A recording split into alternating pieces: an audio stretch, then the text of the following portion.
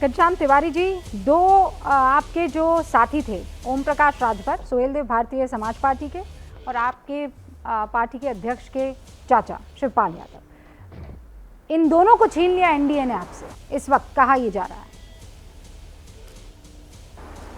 नमस्कार रूबिका जी, आपको, दर्शकों को और मेरे तमाम को पैनलिस्ट को। देखिए, स्पष्ट है, अगर हम तीन प्रमुख मुद्दों पे जिस वक्त तक चर्चा हुई है उसकी बात करें। पहले तो विपक्ष एकजुट नहीं है और एनडीए और भारतीय जनता पार्टी बहुत एकजुट है। आप अपनी ही कोई एक बहस दिखा दीजिए पिछले 3 महीने की, 1 साल की, जहां पर एनडीए के कोई 2 घटक दल उसके साथ बोल रहे हो। ये जेडीयू महंगाई, बेरोजगारी, अग्निवीर, पेगासस, इनमें से किसी भी मामले में एनडीए के साथ खड़ा हो, या एनडीए ने, भारतीय जनता पार्टी ने जेडीयू से कहीं पूछा भी हो, या फिर शिवसेना का जो हाल बीजेपी ने किया है वो देश ने देखा है, या फिर शिरोमणि अकाली दल का जो हाल किया है।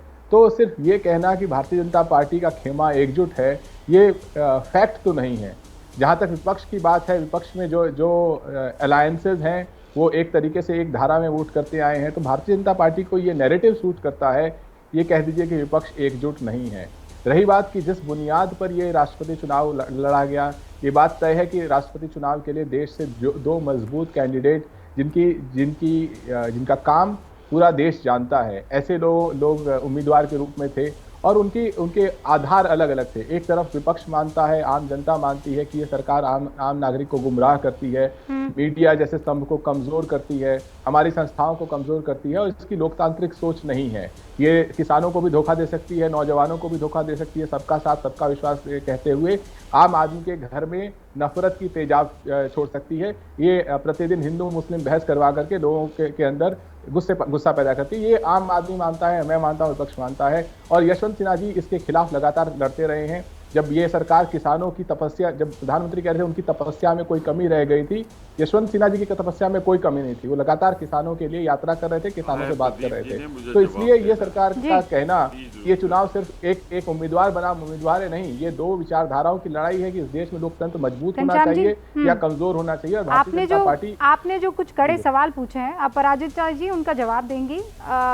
अपराजिता जी, सुना आपने, घनश्याम तिवारी ये कह रहे हैं कि आप एक नैरेटिव बिल्ड करने की कोशिश कर रहे हैं कि यूपीए में टूट आ चुकी है, जबकि ऐसा है नहीं। दूसरा, हर किसी को ये लगता है कि आप मजबूर कर देते हैं सामने वाले को वोट करने के लिए। कोई विपक्ष की तरफ से कहा जा रहा है, आपने सुन ही लिया, कि जेडीयू कौन से मुद्दे पर आपके साथ अभी पिछले कुछ मुद्दों पर था, ये राष्ट्रपति चुनाव छोड़ दिया जाए तो। देखिए, हम कम बोलते हैं, हमारा स्कोर बोर्ड बोलता है। लगातार चुनाव होते जा रहे हैं और हर एक चुनाव का नतीजा 135 करोड़ लोगों के समक्ष है। संसद के भीतर किसी भी विषय को तर्क और तथ्य के साथ रखने की काबिलियत सारे विपक्षी दलों के नेताओं में नहीं है। मैं कह दूं, संसद और सड़क में फर्क होता है। सड़क में आप हंगामा कर सकते हैं, लेकिन संसद के अंदर अगर आपको अपनी बातों को सही ढंग से रखना है तो तर्क और तथ्य होने चाहिए, जो कहीं नज़र नहीं आते हैं। और तीसरी बात मैं कह दूं, आज जितनी क्रॉस वोटिंग हुई वो क्यों हुई, ऐसा क्यों दिया गया करने? मुझे लगता है कहीं ना कहीं मॉनिटरिंग की कमी थी, कहीं ना कहीं ट्रेनिंग जो देनी थी नहीं दी गई, या फिर कहीं ना कहीं नेतृत्व ने जो इंस्ट्रक्शंस दिए, जो निर्देश दिए, उस पर विश्वास नहीं था। श्री यशवंत सिन्हा जी ने कहा, आत्मा की बात सुनना जब वोट देना। तो कुछ एमएलएज ने, मैं उड़ीसा से आती हूँ, जहाँ से द्रौपदी मुर्मू जी आती हैं, उड़ीसा के एक एमएलए ने भी क्रॉस वोटिंग की है।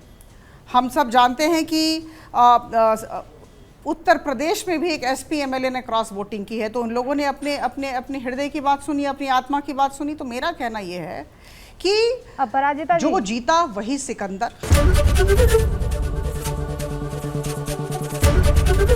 एबीपी न्यूज आपको रखे आगे।